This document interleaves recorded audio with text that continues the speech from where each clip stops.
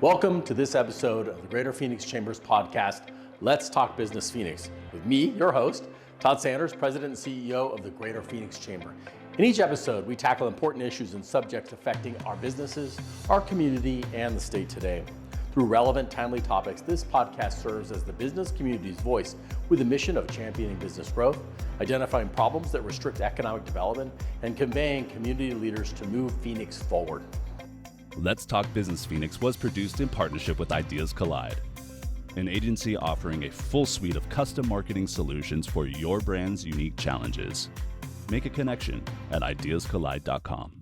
Well, welcome back to the podcast. We have a really special podcast today. We actually have two guests, and I'm going to make sure I introduce them properly. Deanne Russell, who's the Assistant Vice President of Talent Acquisition for Common Spirit Health, and our very own Jill Buschbacher, who is the Director of Workforce Innovation for the Greater Phoenix Chamber Foundation. Welcome to both of you, and thank you for being here. Thank you for having me. Well, we want to make sure that everybody gets to know you a little bit as people, so we're going to ask you maybe introduce yourself, and then Deanne, tell us something about yourself that we wouldn't know on your resume that maybe people don't know about you. Sure, absolutely. So as you said, I'm Deanne Russell, the Assistant Vice President of Talent Acquisition at Common Spirit Health. Common Spirit Health here in Arizona means Dignity Health, all of our Dignity Health hospitals. So just to kind of set the stage there, I represent the Dignity Health facilities that are across 15 cities in the state of Arizona. Something that people don't know about me or you couldn't see from my resume is that I am a very, very, very proud grandmother of a 4-year-old and an almost 2-year-old. So I've got a 4-year-old grandson and a 2-year-old granddaughter, and they are the love of my life. So you have 2 full-time jobs. 2 full-time jobs. Well, and I will say for the people who aren't with us today, probably one of our most high-impact players at the Chamber on workforce. You have been with us from day one, and you have just been such an incredible force for good. As far as the work we're doing. So thank you. Thank you. It's been my pleasure. Jill. So I'm Jill Buschbacher. I'm a Director of Workforce Innovation, as Todd said, and it's been my pleasure to be with the foundation since February. But I've been doing workforce and economic development in the Valley for about the last 20 years or so. And I've had the pleasure of working at the county, a couple of cities, and really enjoy this work. It's something people might not know about me, maybe that I really enjoy singing. Oh, really? What's your song that your go-to song? Probably "We Belong" by Pat Benatar. Oh, very good. We might have to have her do a little couple. I have to say that's pretty cool. Yeah, I like that. I like the 80s there. Very good. And another really high impact player at the Chamber. I mean, he came in and really sort of built this new thing with us, and so really pleased to have you here with us today. So why don't we start with you, Jill? Workforce, I mean, everybody's been talking about it for a number of years. Tell us what we need to know. What's happening with workforce right now? So there's still a lot of demand out there. We have some tremendous opportunities in our market here, whether it's in construction or healthcare, financial services, or IT or cybersecurity. There are just so many different kinds of job opportunities available, and it is a tight labor market. So employers are really vying for talent. We do have a very low unemployment rate. We continue to have more and more talented folks moving here to the Valley, so we're very lucky in that way. So it's a great opportunity for companies. They can find really great talent here, but it is a tight labor market. And for the job seeker, there's so many neat opportunities across the region in just about any industry or type of profession that they'd be looking for. What an interesting point do you make about the job seeker? It's really important to look at it from that perspective as well, especially people are leaving places like California, looking east to places like Arizona where there's so much opportunity. We were watching the Fed continuing to raise rates. We've seen what that's done in terms of housing, the housing market and other things, making people jittery. Are you saying that even with that, the demand for workforce is still high? It certainly is. And we've started to even get more growth in the manufacturing industry too. Over the last couple of years, there have been so many big announcements in that arena, and maybe Arizona wasn't traditionally known for that, but we certainly have some really exciting things going on in that arena, whether it's with electric vehicles or it's with the semiconductor industry, certainly, or anything related to those. It's great to hear that we have such a broad base now. So. Yeah, and when I think about our economy, one of the first thing that comes to mind is healthcare. What are some of the challenges, the workforce challenges you're seeing as you do kind of lead your team through this? Yeah, absolutely. The biggest challenge that we're seeing is the supply. right? And we have a huge need of finding seasoned healthcare workers to support our facilities within the state of Arizona, and the supply is just not out there. So that's probably our biggest challenge. The second biggest challenge is moving people through the educational institutions in order to get them graduated quickly and skilled enough to work in our facilities. So do you feel like the education establishment in Arizona has been responsive to the needs of healthcare? Yeah, absolutely. They have been very responsive. They're looking and working very closely with the industry to determine what types of tools and techniques do they have in their toolbox to help grow the needs of their educational institutional programs to graduate healthcare professionals as quickly as they can. Which is so important for us. So Jill, I mentioned that you took on this new initiative for the chamber. I mean, talk to us a little bit about it. I mean, we launched it around 6 months ago. Tell us what it is and where we are today. Sure. So Connect to Work AZ was launched in May of this year. We started out with 3 employers. We're now at 5. We're very happy to say. And they're very, they're powerhouse employers in financial services and healthcare.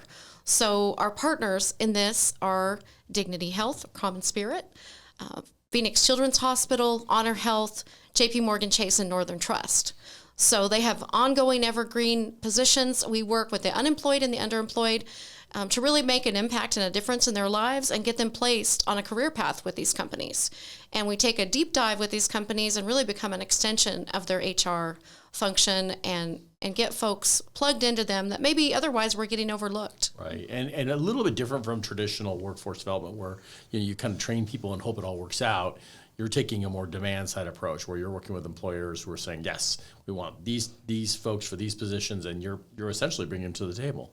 Absolutely. And one of the things that I think works well with this model is that, and how it's different, is that we know the process extremely well that the company uses in their recruitment, and we also understand what it's going to take for that individual to get through that process successfully, and we're coaching them to do that. So we're coaching them to the job for that employer, not for just a specific field.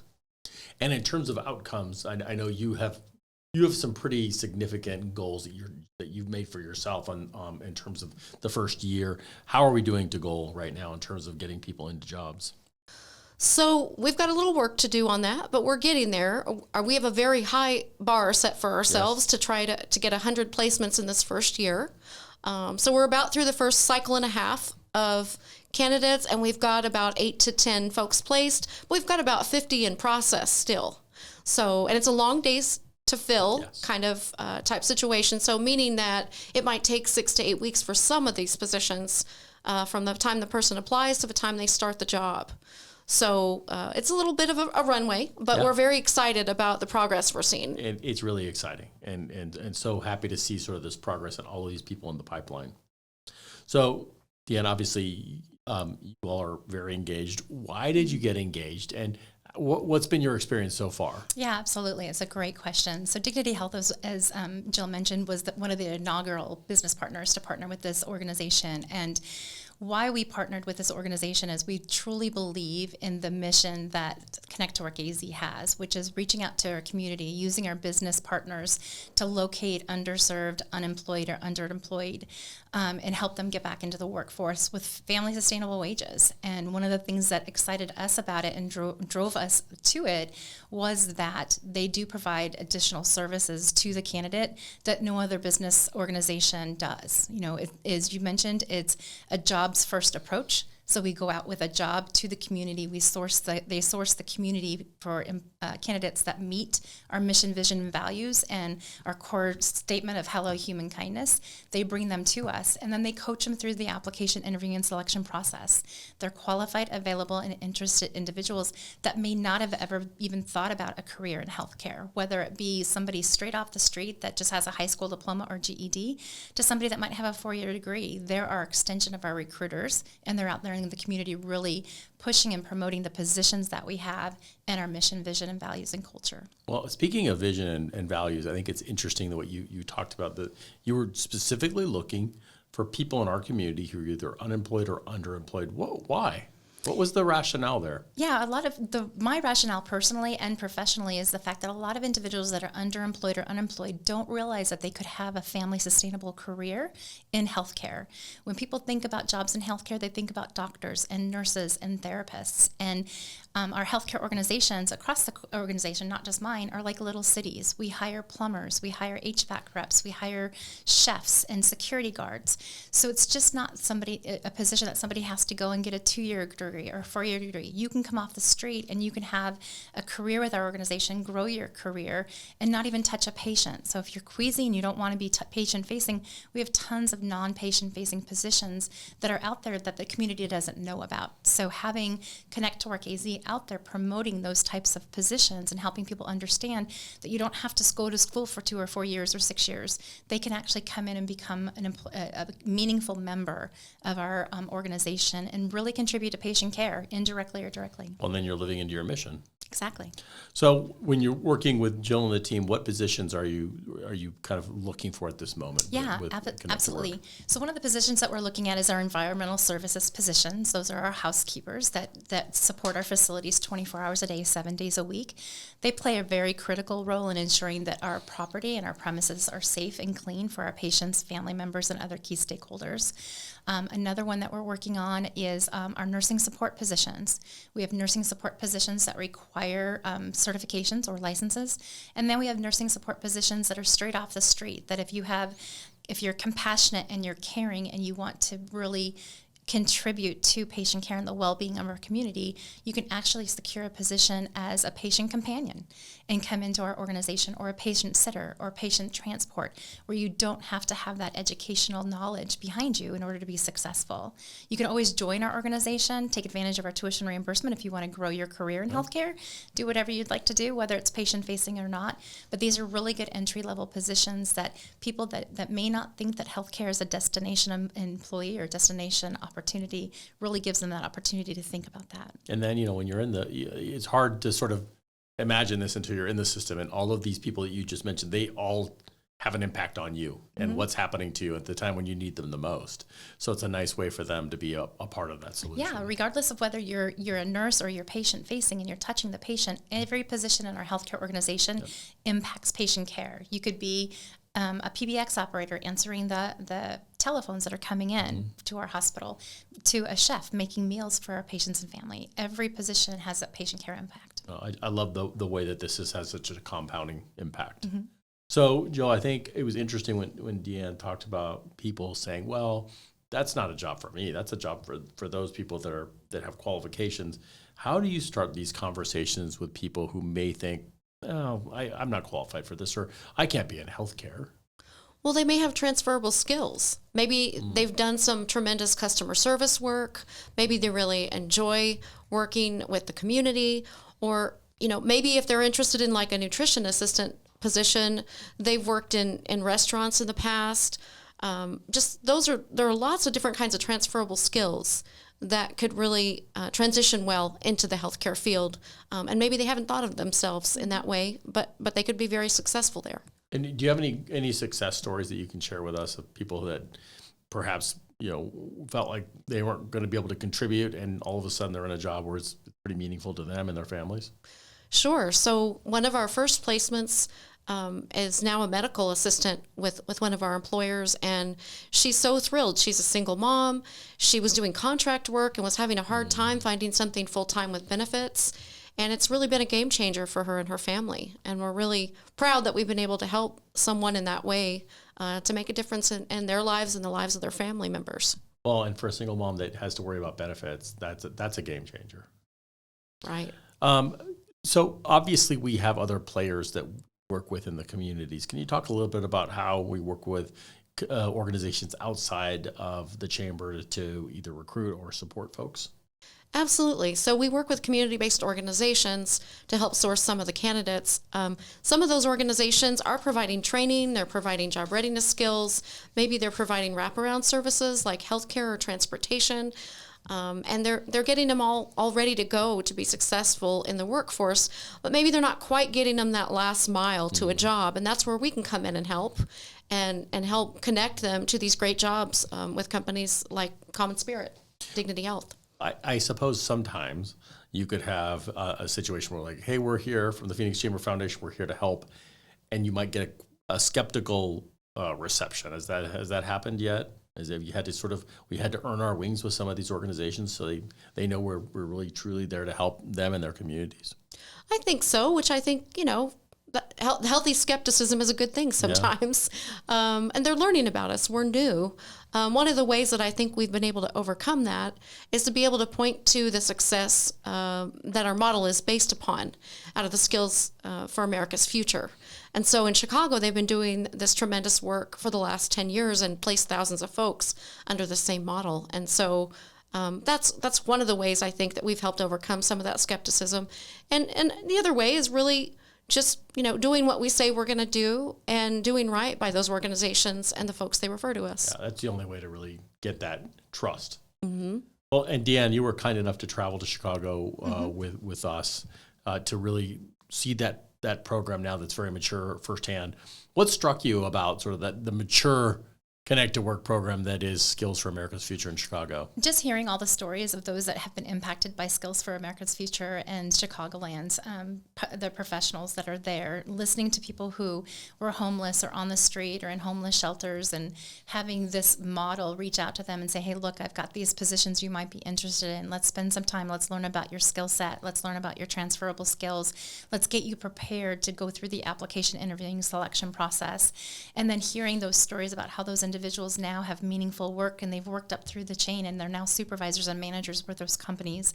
It's amazing. Yeah. People out there in the community, they may not know about jobs that exist. They may not know and understand that they can have these types of positions and they can be successful. And this model that Jill and team are leading really helps them feel confident and secure and have that foundation. If they get a little scared or they have a little bump along the way, Jill's team is there to help them get back on track and help them get prepared for the next steps. So it's just amazing to see the efforts and the impacts that they've had over the last 10 years. And obviously, in your role, you see a lot of programs. What makes this program, in your mind, different? So the biggest thing that I think is very different is that fact that they play the role of the candidate advocate, right? Anybody or any agency that you work with can present candidates to you, and then they rely on the organization to help find the job for them. This is taking the job and finding the people, and they're out there as an extension of my team promoting that job and really working with the individual to help them understand what it's like to perform in that role, what the expectations are. And then they actually have those tough conversations. Are you able to make it to work on time? Do you have the transportation? And then if they can't, then they work with the community-based organizations to find out, here's some gaps for this individual. If we can maybe shore up their transportation or shore up this and give them some resources or those wraparound services, that's what makes this partnership very different. They go one step beyond being that candidate advocate. And I think it's such a good point that you know things that we probably wouldn't think about. Like, well, of course you have a car. Well, maybe not. Mm-hmm. And how are you going to be able to get to work? And how are we going to support you, at least as you sort of launch into this new career? Absolutely. We had a candidate come to us, and we were dealing with the recruiter from Connect to Work AZ. You know, the first thought when I saw the resume was this person lives quite a ways from our facility. But he already had the conversation with them, helped them understand, here's the bus line, here's their approach, here's how you can get to work on time, here are the bus lines you can take. So they're just going that added one step further than what maybe some other organizations would do. So obviously, Jill, we have business leaders that are listening to this, and hopefully they have the same leading with their heart mentality that Dignity does, and obviously they want to also have a strong workforce. How can businesses get engaged in our work and be part of the solution? Well, they can certainly reach out to us through the Connect to Work AZ website. They can certainly reach out to me. Very glad to have a conversation with them. We'll be adding some more employers to the mix in the future as we grow capacity, and we're looking at even adding a couple of manufacturing companies because we know that's a sector that's growing in our region as well. And so to clarify, we're in healthcare, in financial services. And the idea would go to advanced manufacturing. Why advanced manufacturing? Because of what we said previously. I mean, there's electric vehicle manufacturers. There is a huge contingency of semiconductor manufacturing businesses that are growing and investing here in our region, and they're going to need a lot of workers to sustain not only those, but then we have a lot of other manufacturers that benefit from those industries and others. So maybe aerospace and defense type companies, consumer products manufacturing. There's a lot of manufacturing that goes on in our region that maybe we're not known for nationally, but we're starting to become known for. It really feels that way, right? I think with TSMC, with all of the electric vehicle manufacturing happening, batteries, right? It seems like there's a lot of opportunity for people that are unemployed or underemployed to get a really great career. Absolutely. Well, and that's evident just by driving on the 303 southbound, south of Grand Avenue. You pass REI and you pass all these other manufacturing plants that are out there, and it's just a growing industry. Yeah, it's great to see the change here in Arizona. Looking back to the Great Recession, where we were very, very limited in terms of industries, to today, where there's this broad swath of industry that's really a foundation for our economy. So I want to ask you a little bit in your other role as your chair of our healthcare collaborative. A lot going on there. Talk to us a little bit about what the collaborative is doing and what are you seeing? What's your vision for the work of the collaborative in terms of healthcare? Yeah, absolutely. So our collaborative is fantastic. We have all the major players in the Valley at the table talking about the workforce issues and the workforce issues that we're facing as healthcare organizations. A couple of priorities that the collaborative is working with is specifically with the schools and the colleges and universities. We're meeting and talking with them to have them help us understand how are they leveraging the money that they received from the government to expand their healthcare programs and graduate healthcare professionals quicker in the Valley. So that's one of the initiatives we're learning. We're meeting with ASU, U of A, NAU, and learning what they're doing with that money. A lot of that money is going towards hiring faculty so that they can expand their programs on their campuses and move people through the enrollment process a lot quicker. Another initiative that we're focused on is really coming together as a collaborative. We all have the same problems, right? We all have the same workforce shortages and the supply and demand. So what we're doing is we're trying to come together as a collaborative to talk about how can we go outside of Arizona and promote the metropolitan Phoenix area and the state of Arizona as a healthcare ecosystem where any healthcare professional can apply and seek employment at any one of our healthcare organizations, but knowing that there's a support mechanism in place and various options for people in the healthcare that they can choose an organization or a healthcare organization that suits their needs, that matches their needs, right? So we want to make sure that we're out there promoting the state of Arizona and the metropolitan Phoenix area as a destination for any healthcare professional. And then lastly, we're really looking at different grants that are being offered across the country to where we can look at grant funding and grant monies that we can then bring back into our state and help grow some of the healthcare CTE programs that exist at the high school level and target those jobs that we really need to focus on. Nursing is always something we need to focus on, radiology, laboratory, but there are things like surgical techs, medical assistants. How can we start working with our K through 12 groups to really bring those CTE programs back into fruition so that high school students can graduate from school with skills and experience that they can have a meaningful, sustainable family wage when they graduate versus going into a 4-year degree program. Well, I'm glad to hear you talk about the high schools. Obviously, we have Elevate Ed, so love Elevate you probably Ed. Just talked yourself into another job with the chamber. Exactly. So, sorry, Dignity. Love it. And I guess I do think it's important. Obviously, healthcare they were our first line of defense for 2 or 3 years. How has that changed the workforce, and what challenges does that present for you today? Yeah, definitely. COVID took a toll on the healthcare workforce for sure, as everybody can only imagine. I think what has really changed in our direction from a recruitment and retention strategy is we have to listen to the needs of the candidate, right? The candidate now is coming in and they want to work when they want to work and where they want to work. So gone are the days where we have somebody that comes in and they're going to go and work in the neuro ICU unit for the next 15, 20 years, right? They want some flexibility. They want some versatility. So how can we as an employer have that flexibility and versatility to allow them to retain with us? So things like we have a program that we're trying to launch right now, which is an on-demand staffing program where a nurse can sign up and say, I want to float within departments within one hospital, or I want to float within a metropolitan area region and 4 or 5 hospitals, or even maybe take it a step further and they want to travel within Common Spirit Health across the 24 states that we're in. So we're really trying to look at some opportunities in which we can meet the candidate where they want to be met and provide them with that flexibility, versatility, and really think about it from a gig perspective, right? Gig workplaces and workforces is the thing of the future, and that's what we're looking at. The other thing that we're doing in the healthcare space is really helping our employees understand that we recognize that working in healthcare is hard, but we also have very, very strong well-being programs to support how difficult it is to work in healthcare. And we want to make sure that we provide those benefits and those program offerings to our employees and their supports around, who support them around their family members, and help give them the types of well-being support that they need in order to be their best and on their game when they're at the bedside. Well, it's so interesting because I think so many times we just assume that, well, yeah, the big change was the virtual office and hybrid work, and I think what you just described is a completely different paradigm for one of the largest industries in the country. It is. Now we have to also remember that the trend of telehealth and virtual hospitals now is ramping up faster than ever because we were forced into it during COVID. We were forced into that telehealth model, and we're seeing how successful that telehealth model was, and now we're applying that to virtual hospitals. So here in Phoenix, we have a virtual hospital that's in downtown Phoenix, where we staff that hospital with PBX operators who answer the telephones for hospitals across the country.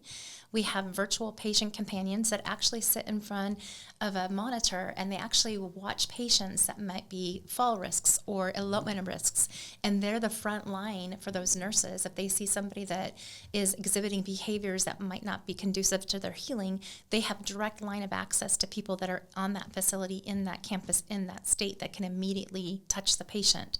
They don't have to be in the patient's room 24/7. We've got eyes in our virtual hospital that are helping them. We also have our cardiac monitoring tech position, which is just fantastic opportunity for somebody in healthcare, where they're actually monitoring the EKG rhythms of patients, up to 64 patients in hospitals across the country.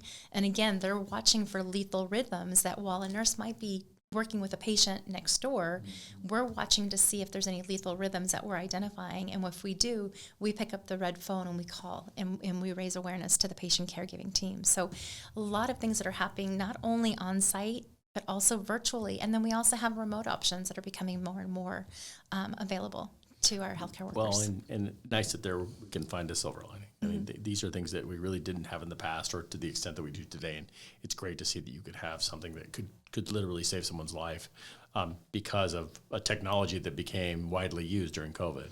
It's fascinating when you go and tour that hospital and you see a patient companion, a virtual patient companion, sitting there looking at 30 different patients in their rooms. Now, mind you, they have to give you permission. We don't just lurk in on our patients. But if we have a patient that gives us permission to monitor them and their healthcare delivery across the United States, I sit back and I think about how comfortable would I feel as a family member leaving my family member at the hospital overnight and going home to rest, knowing that there is somebody sitting in a virtual hospital with eyes on my family member. Absolutely. That person has the ability to phone in or Zoom in right in there and say, hey, please don't get up. If you need something, I'll get somebody for you. So it really is amazing to see in the last year how we have really grown that telehealth and that virtual healthcare delivery system across the country. And more to come. Mm-hmm. So, Jill, obviously we're just talking about healthcare. You're looking at industries writ large. What other changes have you seen in industry as a result of the way we've changed the nature of work for the last 3 years? Well, I think to Deanne's point, really just, folks are looking for flexibility, and the industries that are handling that well and embracing that in many cases, they're having a lot more success than some of those that don't want to embrace a little bit of the change. And, for example, some folks, even in healthcare, some people would think, oh, well, gosh, you couldn't do any remote work in healthcare. Mm-hmm. Well, actually, you can. And they found ways to be creative and resourceful and look at, remote opportunities, or even just hybrid schedules, of course. We all know that that's certainly become very prevalent. Other changes I think we've seen, again, the gig economy. There are a lot of folks that or some folks at least, that maybe don't want to work full time, but they want to be a part of the workforce, but they need a lot of flexibility, and maybe they have other concerns in their lives that kind of drive that with kids or parents they need to take care of, or whatever the case might be. I've been probably every 3 or 4 weeks in the Wall Street Journal, they like to say, well, yeah, it's a worker's job market, but soon, they're going to regret that it's going to be an employer's job market. But things are cyclical. I guess what I'm hearing from you is if you want to be at the forefront and get the best people and have the best chances of success, you really have to be flexible and not just sort of live in the past. Absolutely. And, to that point, I think looking at our Connect to Work AZ model, we also encourage employers to look at their job descriptions and their minimum requirements. Sometimes they may not need that college degree, or they may not really need 2 years of experience for that individual to be successful in that role. Their transferable skills might serve them very well to become a great member of that employer's team. And looking at some of those things a little bit differently can be really powerful in getting quality employees. I think it's such a good point to not be afraid to look at your job descriptions and what you're requiring, what you're asking for. Do you need all these things? What do you really need for a particular position? And then ask for that. One of our employers, in fact, that's a partner with us in Connect to Work AZ, for the first time in the history of their company, is allowing for some of their positions to not require that 4-year degree, and they're one of our financial services partners. And it's really exciting. And they really had to take a hard look at themselves and say, and their process, and say, what do we really need here? And they're finding some great talent that they wouldn't have otherwise employed. Yeah, it's interesting how when you get past that and start to do the hard work, really get some interesting results. Absolutely. Well, I want to thank both of you for the work that you're doing for our community and our community. This is so important, and thank you for your leadership, and thank you for your leadership in terms of bringing dignity to the table. Before we go, we're going to do a quick lightning round, and so we're going to start with you, Deanne. What was your first job? My first job was working at a church in the rectory as a secretary on Sunday mornings. And what did you learn? Wow, what did I learn? I learned that the priests and the sisters in the rectory are real people. Yeah. It's real people, and they put their shoes on just like we do. They eat breakfast like we do. They definitely need coffee like we do. It was such an interesting thing you say. My wife talks about that a lot, that they're normal people. They're just normal people. They have their families just like everyone else. Yeah, absolutely. Jill, what was your first job? I worked in a sandwich shop, and I had a really interesting boss, and I think I learned a lot about teamwork and just about being part, looking at the group as a whole and how much more productive and effective we could be when we work together. Yeah, we could have you. We should have you go and do a little lecture in Congress, maybe, about how that works. Teamwork. Yes. Now we know you love your job, but what would be your dream job? Oh gosh, I do really love my job. Okay. That's good. We want to keep you. I think it would be super fun to be a lounge singer. Okay. I like that. Excellent. All right, Deanne. Now that's a hard one to clear. That's a high bar you just got. That's definitely a hard one to clear. For those of people who know me, I'm all about making memories for my kids, my grandbabies, my husbands, my friends, my family members. So I'm gonna promote another employer, but if I had my perfect job would be a wish granter for Make-A-Wish. Yep. I think that would be just the most moving, meaningful position in making a difference in the lives of the children and their families. That would be amazing. Yeah. John Boehner couldn't get a sentence out without tearing up. That's me, so I could never have that job. I just think that would be such a rewarding experience, just to be that wish granter and granting somebody something that they would have never ever been able to have, which is kind of like what we do as recruiters, right? Yeah. For those candidates that come through Connect to Work AZ, their dream could be, getting a career in healthcare or even just a job in healthcare. You don't have to have a career. If you want to have a job, that's great too, but that's that meaningful feeling that I get when we have those types of things where we're able to grant people's dreams come true. So. Absolutely. So the church job rubbed off on you. It kind of did. I do have to say, it kind of did. Well, our last one, and I know the answers to these because we did this, we were in Chicago, first concert. My first concert was the Commodores when Lionel Richie was not Lionel Richie. He was with the Commodores. That's a very good one. Yeah. I like it. Jill? Oh, gosh. I think... Wasn't Pat Benatar, was it? No, I think when I was a kid, I think it was Dizzy Gillespie. Oh, that's a good one. With my dad. That's excellent. Very appropriate. I love that you got to do that with Dad. Thank you all. We really appreciate it. We're going to have you back. We'd love to be able to come back in a year. I know that we have a lot in the pipeline and love to be able to talk about what's next, what the successes are, and how we can get more people involved. Absolutely. Thank you for having us. Thank you. Thank you so much.